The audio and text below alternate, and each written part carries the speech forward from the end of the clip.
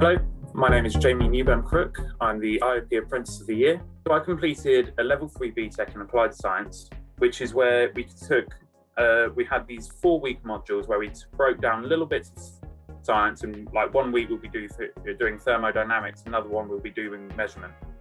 And in that process, we had a couple of mathematics modules. One of the particular ones that remains very prominent in my head is like your standard deviation, your chi-squared, the kind of maths that you're doing it thinking, when am I going to use this in my life? And since moving into nuclear, when I'm doing my measurements and having hundreds of thousands, if not millions of counts to deal with, and these massive data sets, they've come in I'm using them on a daily basis. And what I've taken from college is directly helping me now.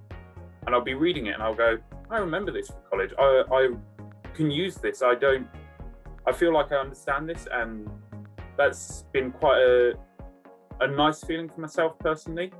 You know, whilst leaving school at 16, you come in with all this energy. There is a gap in your knowledge. There is a certain amount of catch up to do. And when your college work through the apprenticeship is helping you in that catch up work, I think that's, a job well done. Something that struck me about the apprenticeship, which I hadn't experienced within the school setting, was how much responsibility I've been given.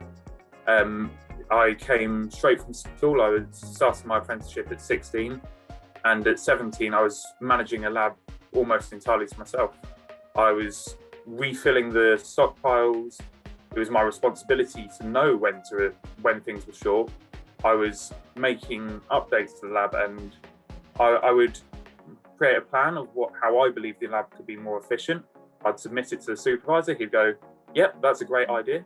I'd then be given the code a project code to spend the money on, and then I'd implement the new solution, and he'd come back and he'd go, fantastic. And there's this sense of control and responsibility that you have on an apprenticeship.